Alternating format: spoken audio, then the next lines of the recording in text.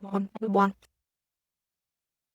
Hi, Nick. Thank you so much for coming on Authentic AI for Entrepreneurs. I'm so excited to have you on the show. Thank you for inviting me. It's fun to be here. I love talking about this stuff.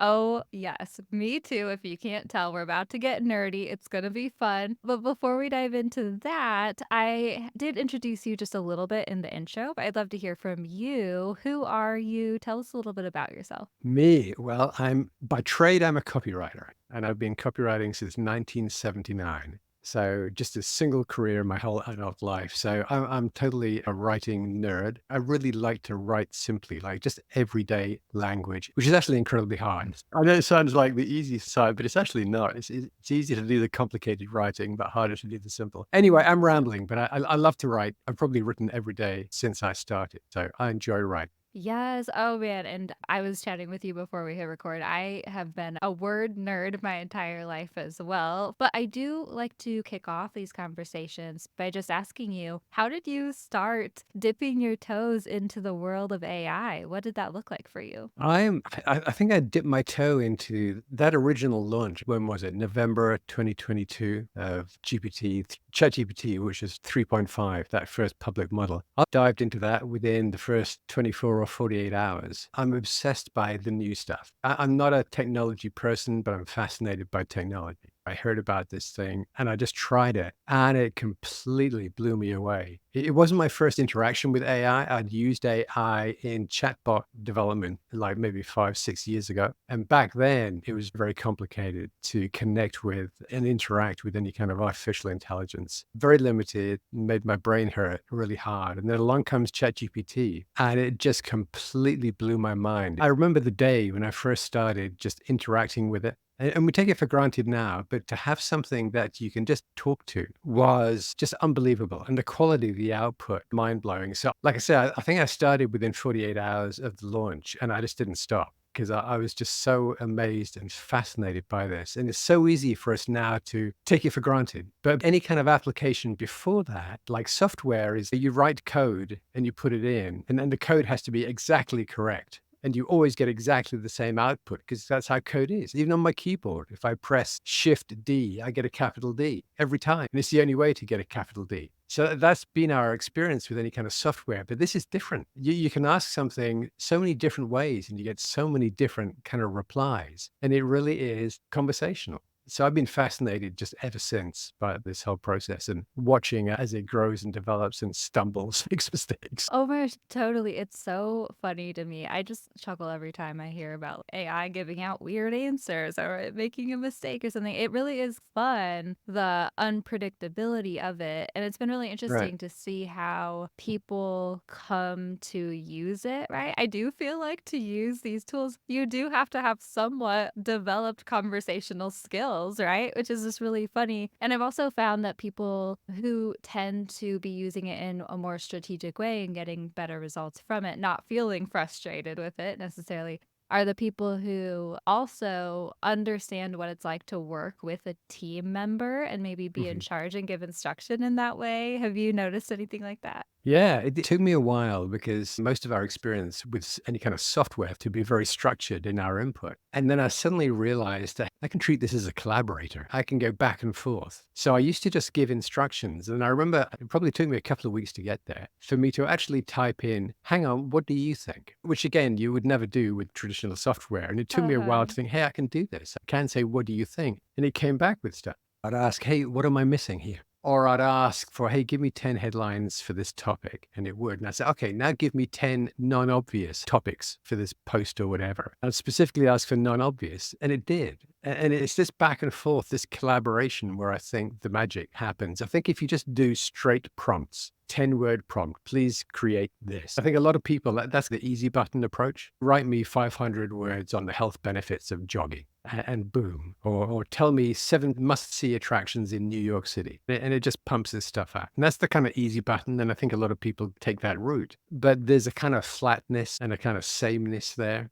which I don't think is a great idea. And particularly if you're a small company and a small business, your most valuable asset as a brand is you. All right. So, for instance, I use these models a lot, but for my own blog on my own website, when I write blog posts, I don't use it at all. I may use it for a bit of brainstorming, like some ideation, some coming up with ideas. But when it comes to writing the blog post on my own website, I write it myself completely because it has to be me. My brand is me. I can't have some generic kind of writing on there written by ChatGPT. I mean, I could, and some people do, but I wouldn't. I call this the sameness trap. If you have a small business and you start using the same models like GPT-4 and you're using the same prompt libraries, and maybe you're using the same template libraries, inevitably the output is going to sound the same. You fall into the sameness trap, which from a marketing point of view is the opposite of what you want to do. You can't afford to sound the same. You've got to sound unique. So it's not a love-hate. It's just there's a way to use this tool that's the easy button, and I don't think gives you great output. And then there's the way to say, hang on, let's think about this a bit more and be more collaborative and treat this as a team member. And then you can get some much more interesting stuff. And sometimes knowing when is the time to not use it and to use your own writing style so that people know you and recognize your voice. Yes, yes. We agree with everything you just said on this podcast over here, Authentic AI.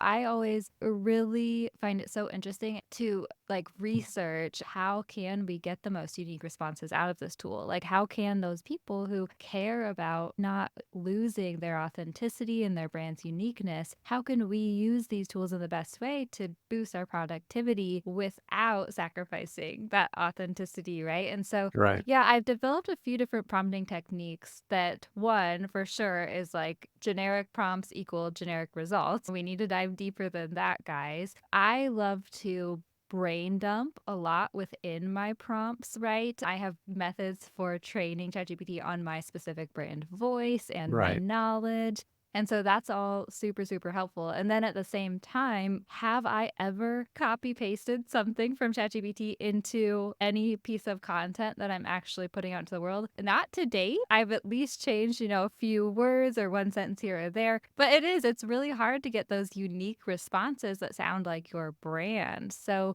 how do you go about working with ChatGPT to get the most unique responses for you? A couple of ways. One is, and you alluded to it, like in terms of giving it context. So I'll usually create very long prompts and I'll say, okay, here's who you are. I want you to speak as an expert on such and such. Here's a description of your audience, and here's some context. The context may be in part a description of a product or service, if that's what it's about. But the context can also be, here are 5 examples of where I've written about something similar in the past, or 5 examples of my voice, or 5 examples on this topic. So I'll give it examples to work with. So I might be pasting in a prompt of 2 or 3 or 4 or 500 words. And if that's for a project or for a client that I'm going to come back to, I will save that prompt so I can just copy and paste it next time and maybe make a small change to it. So I give it a lot of information. The other thing I do is, and this is a deliberate step, and I call it I plus EI. So that's artificial intelligence plus emotional intelligence.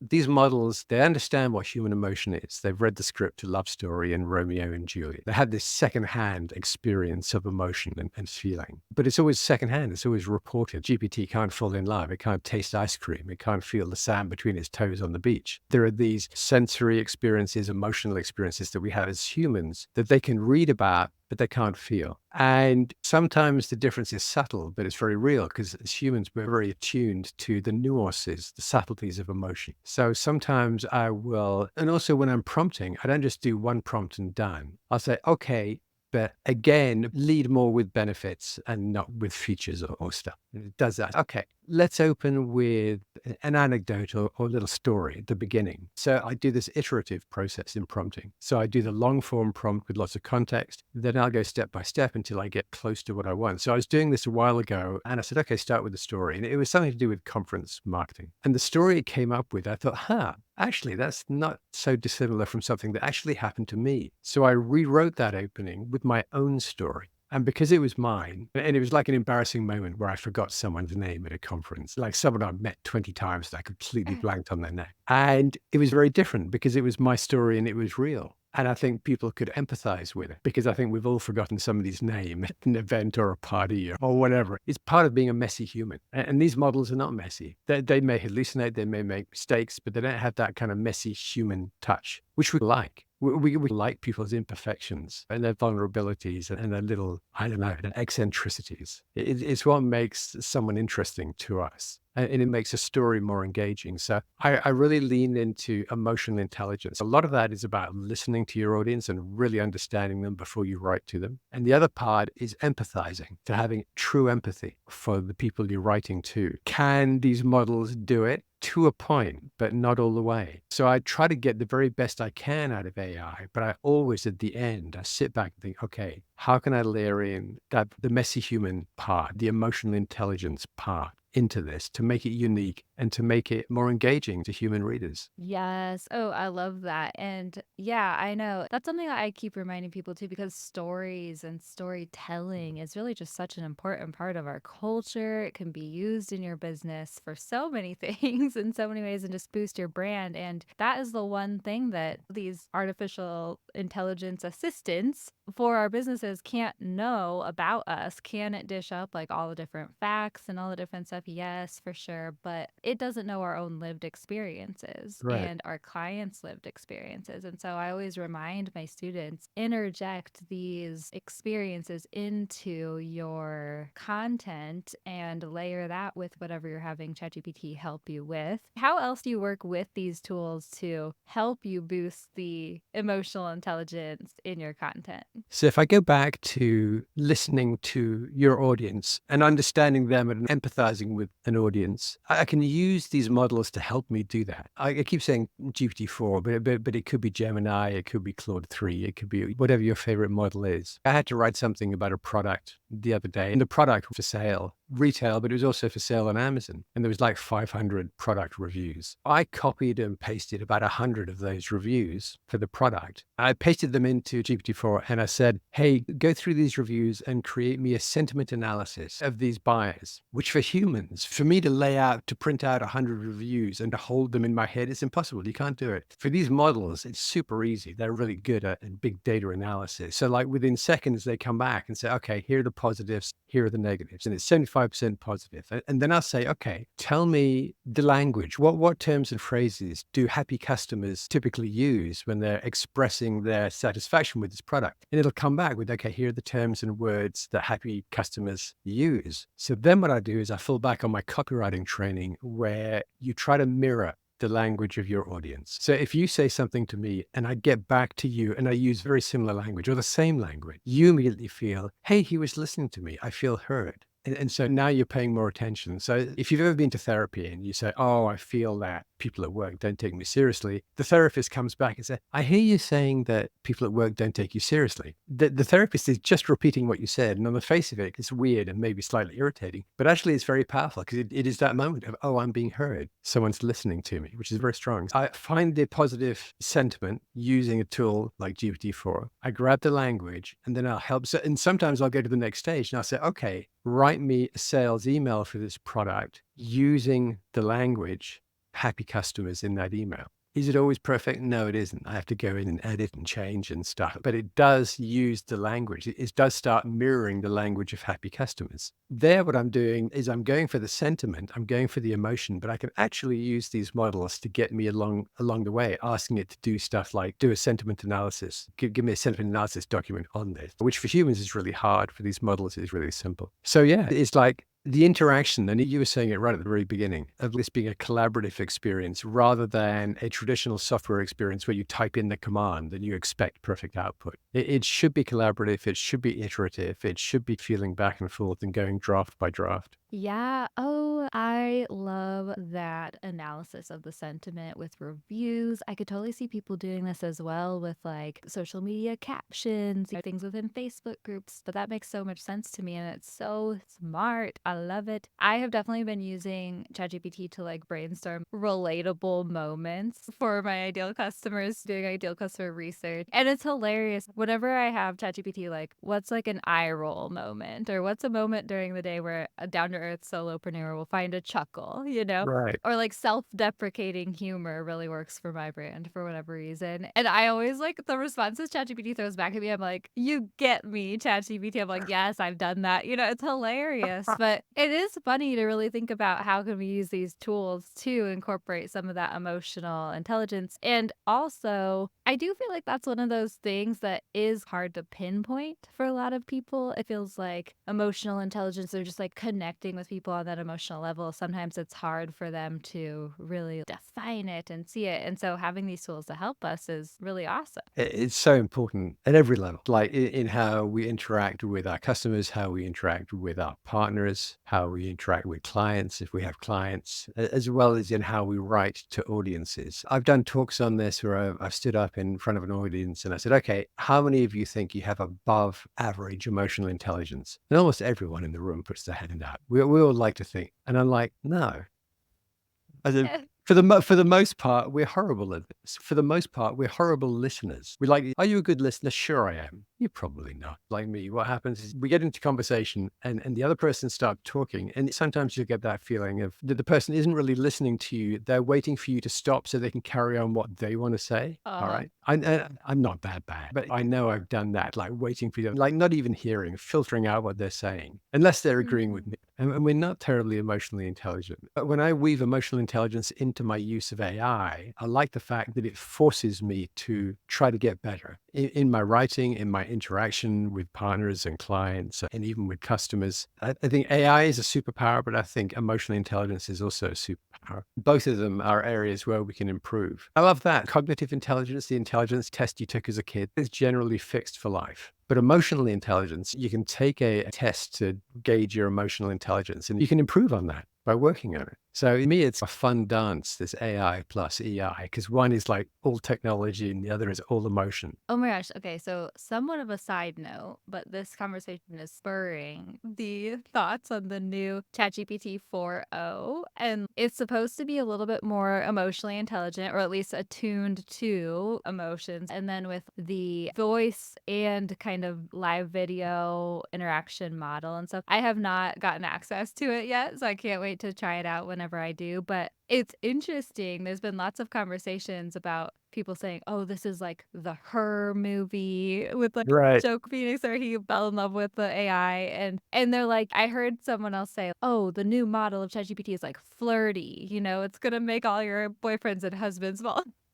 AI or something." That was like kind of a radical-ish more person, but it's really interesting though. I wonder if it could possibly become, I think that there's two sides to every coin, of course. And so I do think that this is gonna be helpful for people in a lot of ways. And also it could potentially become a little problematic. I don't know. It's so interesting to see all of this unfold with our culture and society. Do you have any thoughts as far as that stuff? I am we've been talking about it and I'm all enthusiastic and excited, but I'm equally excited and I'm horrified. I'm excited and I'm terrified. It's like really, I truly am. Because like you said, that multimodal part of GPT-4o, where it can look at your face through your camera and recognize your emotions on your face is great, but it's creepy. It's fun in demo, but then if you use a little imagination, say, hang on, what if a policeman had that and held it up in front of my face and the AI told him that I was lying? And maybe that's a false positive. So yeah, it's very exciting. But I think to a large part, we have choices. We can choose how to use this. And I guess some people will make not great choices about how to use it, but it's up to us. And it's fascinating because of this, like you say, duality. There's both sides of the same coin. But I think that's something to keep in mind, even as we use it for our businesses and for a social and whatever it is we do. Just as a mindset, we keep ourselves in the driver's seat. I'm the boss of this. And that, because I can see this gets more and more advanced and it can look at you through a camera on a web or something and it can recognize your emotions. These models can be very persuasive, very manipulative. They've read every piece of fiction, they've read every movie script. They really are naturally, they can be very manipulative. And we have to be aware of that. We have to try to stay in the driver's seat and say, hey, I'm the boss of this. I can turn this off when I want. Whether we do or not, who knows? If we look at the example of social media, which I know you enjoy and I enjoy, but it used to be very different at the beginning. And now it's much more corporate and controlled and pay as you go and stuff like that. And also there can be a lot of negative emotion in social media. I do think we need to be self-aware in our use of AI, and we need to be aware that it can go off in negative directions. We just have to be mindful of that and stay in the driver's seat and use it in a more positive way. Yeah. Oh, I totally agree. It's something that we need to continue reminding ourselves. My Yes, audience probably hears me say that on quite a few episodes again and again. I'm always like, guys, listen to it again. You need to hear it again because it's so easy to get swept up in the snowball of this machine is very confident. This tool is telling me the right answers. This tool gets me all these different things. And you need to constantly be filtering yourself, filtering the responses that it's throwing your way, making sure that you always have that human element, that human touch, that objective viewpoint. You step back from it and right. take a look at what's happening in front of you. I love that you related it to social media too, because I've been thinking about that a lot lately. And I think that's why my original brand that I've been building for 5 years now is Feel Good Social. Right. And